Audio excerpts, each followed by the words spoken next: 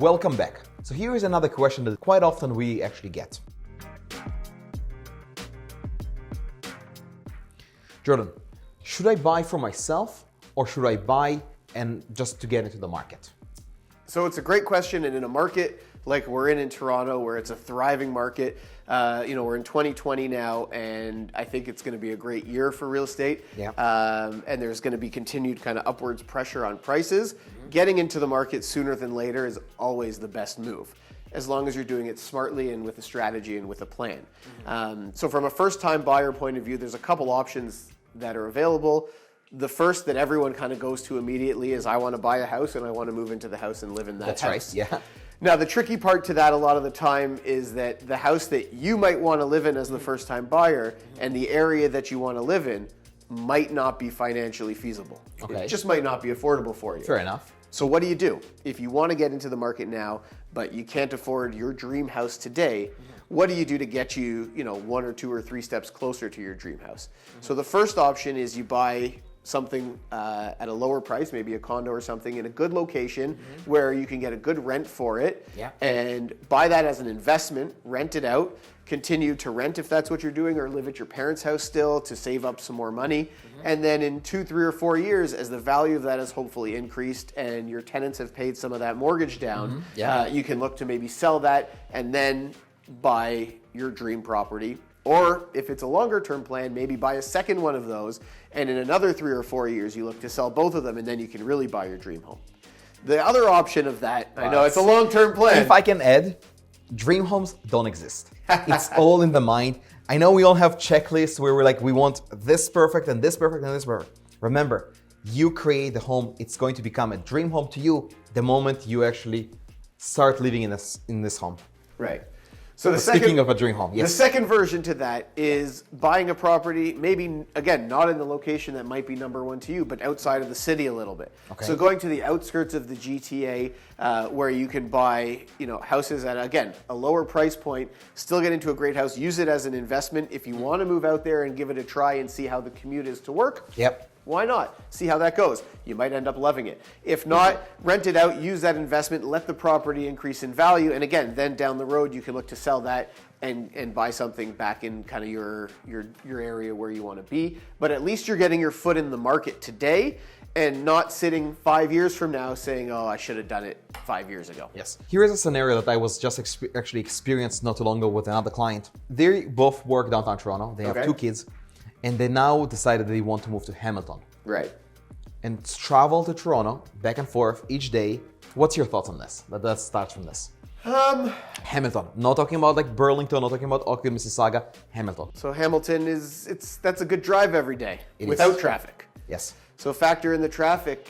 You've got to be prepared to be sitting in your car for 2 to 3 hours a day, I'm guessing.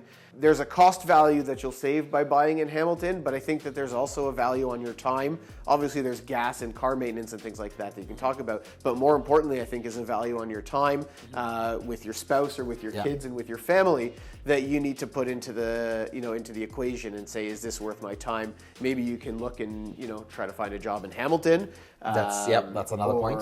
Or something like that. But that's the biggest factor, I think, is being able to allow yourself that 2 or 3 hours sitting in your car, traveling back and forth. And it's funny, so as soon as they came up with this idea, with the idea to move to Hamilton to buy something bigger, we went in and we actually said, just wait a second. Before you start to drive, the 2 hours drive each day, once there's traffic and with the snow, I said, let's really consider, do you actually need this 3,000 square feet home?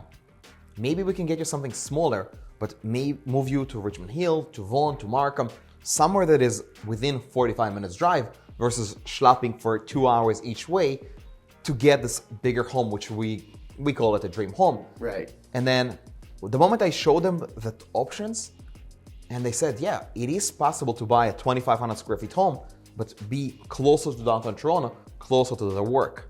Right. So that's something an interesting aspect of it. Here is another question that I wanted to ask you. Okay, so we understand that there is an option for you to buy a home for yourself and you start paying a mortgage. Right. There's also other clients that mentioning that buying a home in Waterloo, somewhere around the university where you can rent it out. Yeah. As a first-time buyer, do you think this is the right strategy? I think it's a great investment strategy. I mean, buying in university towns is a great investment. You get, repeat tenants and tenants, every year. So it's a good investment. It's a little bit more work in terms of that because it's a little bit farther away. That's right. Yeah. But from a first-time buyer point of view, if the investment is good and it makes sense, I don't see it any different than buying that condo and renting that condo out. Yeah. If it's a university you went to and you just came from there, you know what's happening there. You know the people. You know the lay of the land. So you can be really informed in terms of what you're buying and where you're buying, and it might actually benefit you and lead you down a path, in the future that could really be beneficial. And there's another aspect that I have another client that came to me and asked me, I'm a first-time buyer. Should I buy a condo downtown Toronto and Airbnb it? Yeah. Like this is another scenario that we are now having experience with in 2020 that the rules are changing in Toronto. Right.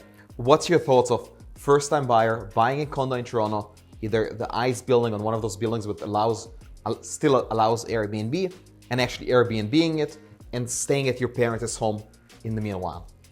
If you have a building that's allowing it and you want to be doing that, it's a great option. I mean, there are people that are making a lot of money Airbnb-ing stuff right now. I know the city is tightening their laws and restrictions on what you can do with Airbnbs and short-term rentals, and condo buildings have always had a tight leash on them for the most part. But if you're in a good place and you can manage the business, it can be pretty financially successful. Obviously, like everything, it has its risks and rewards. Interesting. Okay, so we covered in this video, what does it take to be a first-time buyer? Should you buy for yourself? Should you invest? So if there's anything else, any final thoughts that you would like to share?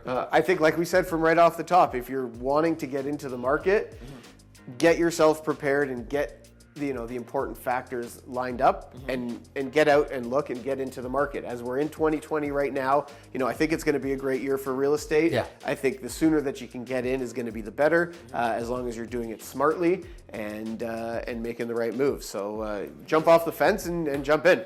Amazing. And remember, always speak to a professional realtor. You don't want to get anyone's advice. Yes, maybe your friends and family are in the business. Make sure you speak to a professional because it makes a big difference. Have an amazing day. Thanks.